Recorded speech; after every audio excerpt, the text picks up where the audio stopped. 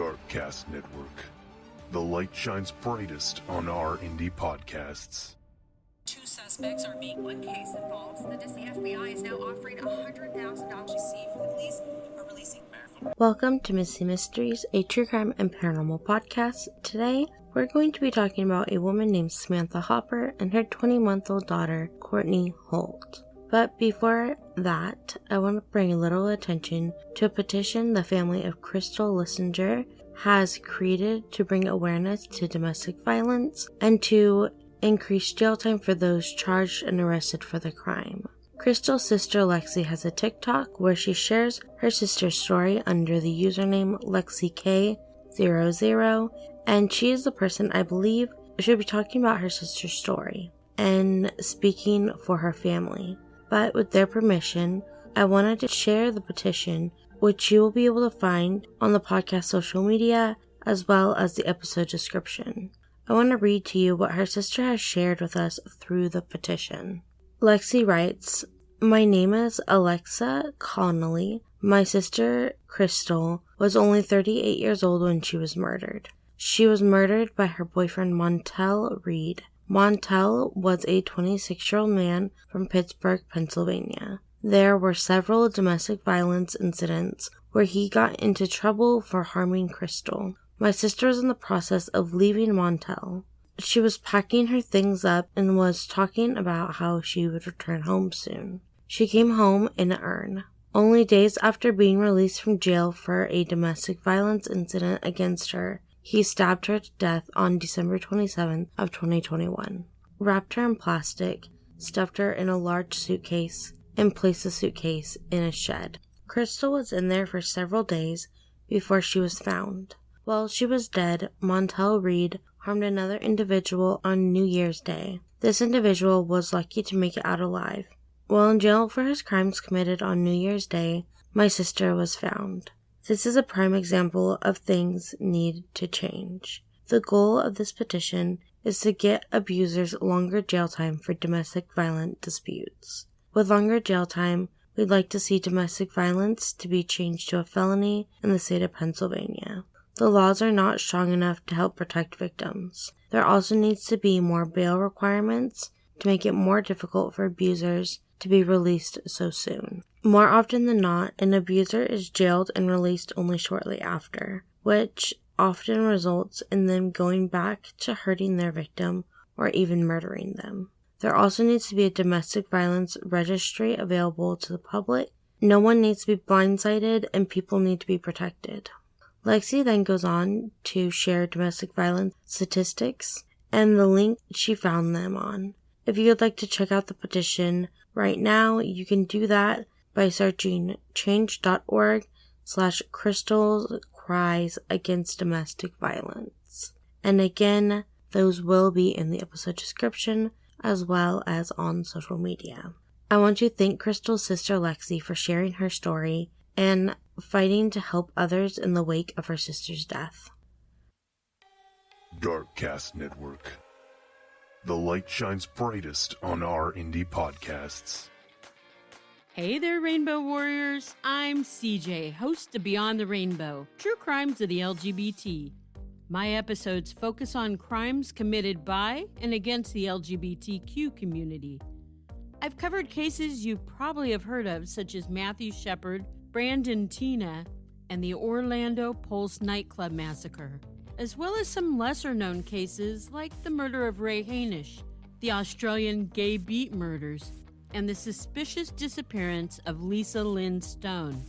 I cover cases brought to me by listeners like Penny Brummer, who I believe was wrongfully convicted, taboo cases such as lesbian corrective rape and murder in South Africa, and Pray the Gay Away camps. I discuss gay serial killers, women who pretend to be men to hook up with other women, and trans murders. I'm opinionated and uncensored. I know I'm not everyone's cup of tea, but surely I'm someone's shot at tequila. No matter what your gender or orientation in life might be, please join me as I tackle rainbow crimes in search of unicorn justice. Remember, it's not a crime to be gay, unless you're a murderer.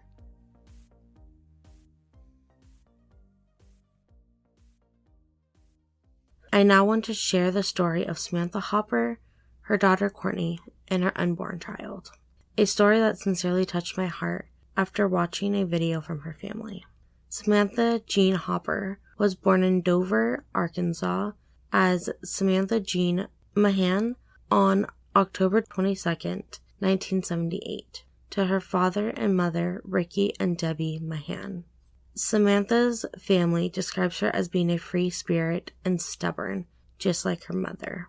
When you told Samantha, or Sammy as she was known by her friends and family, no, she would go and do exactly what you told her not to do.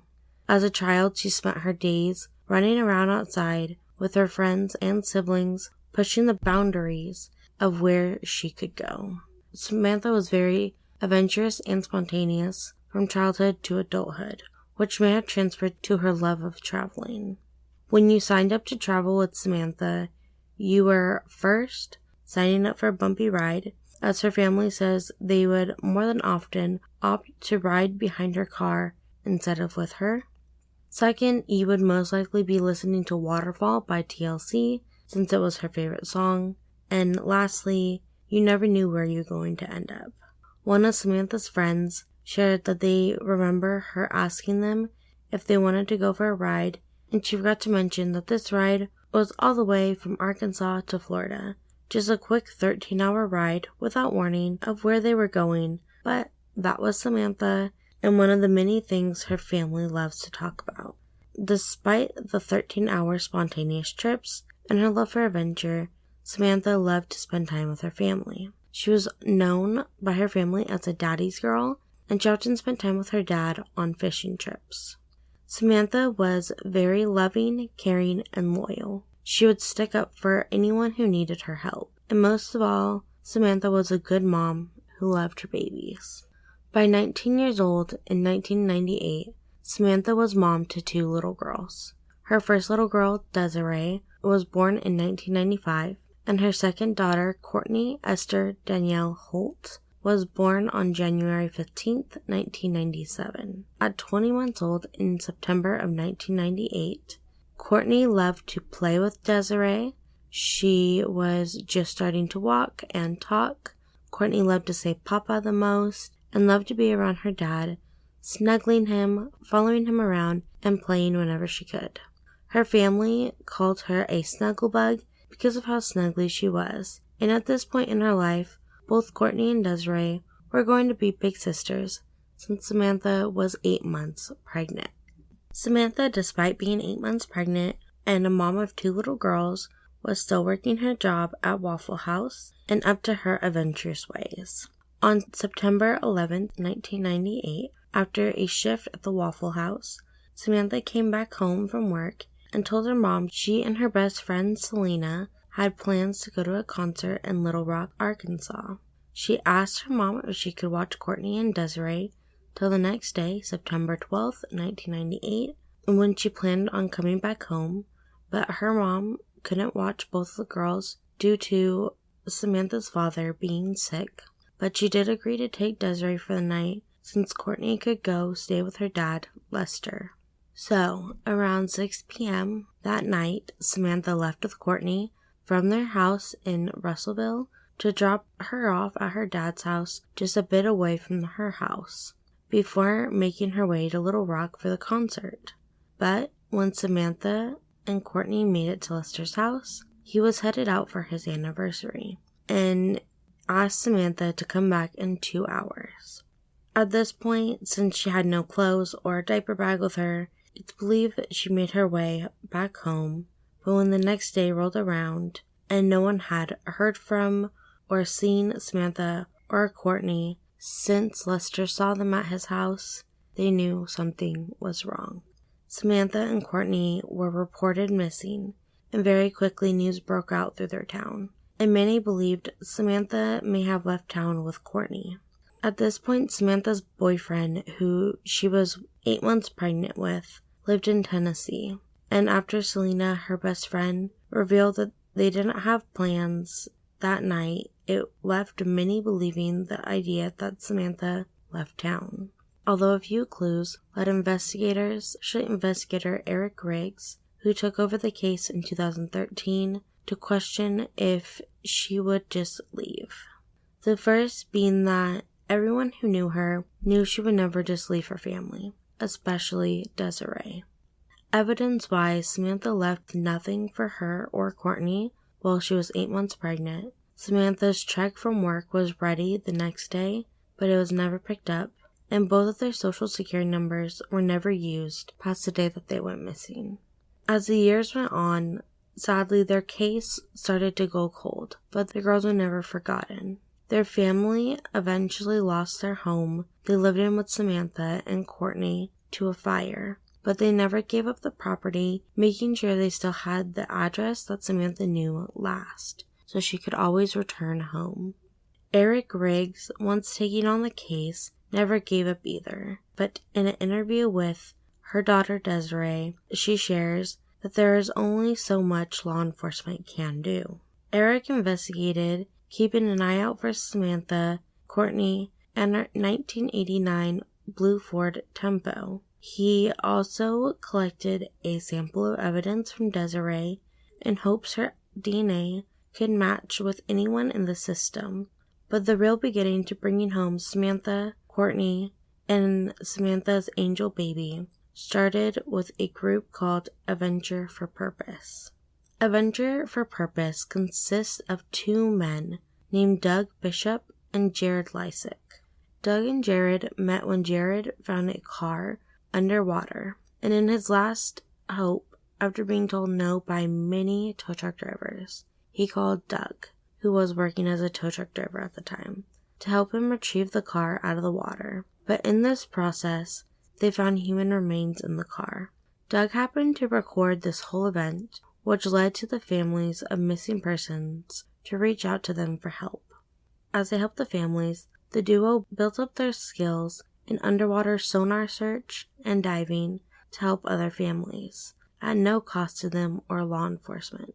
The duo started to record the whole process, building them a following of millions. This is when Samantha Hopper, Courtney Holt, and Samantha's unborn baby's disappearance was recommended by many of their fans.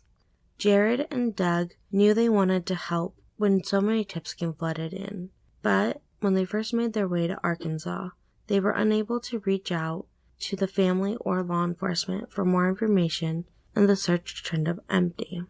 After posting the video of their attempt to find Samantha and Courtney, their family reached out to the duo, asking if they would be willing to come back and meet with the family for more information, hoping this information could bring them home this time.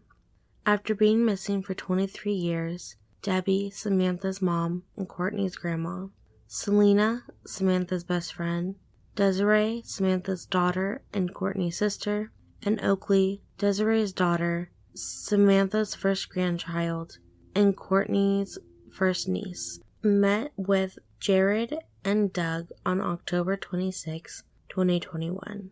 They were able to talk more about the roads Samantha regularly drove, including the ones she would avoid. They talked about Samantha and Courtney, and they told the story of what they believed happened that night. With the help of the Chaos Divers team, 2 teams split up to cover 2 bodies of water.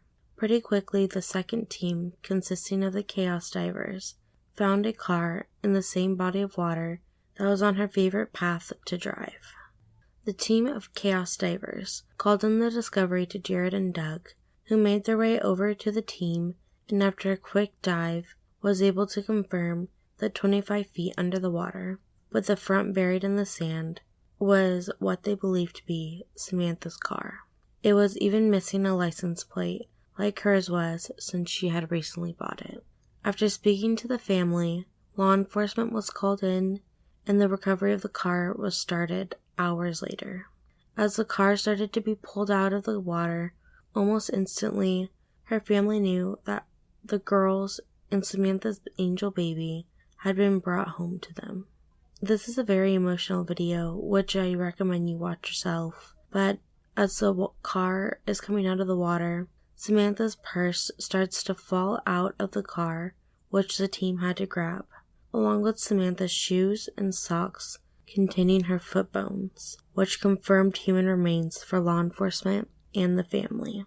This day was devastating for the family to finally get the confirmation of what they believed for many years. But Debbie was also grateful that she got to see her baby come home with her own babies.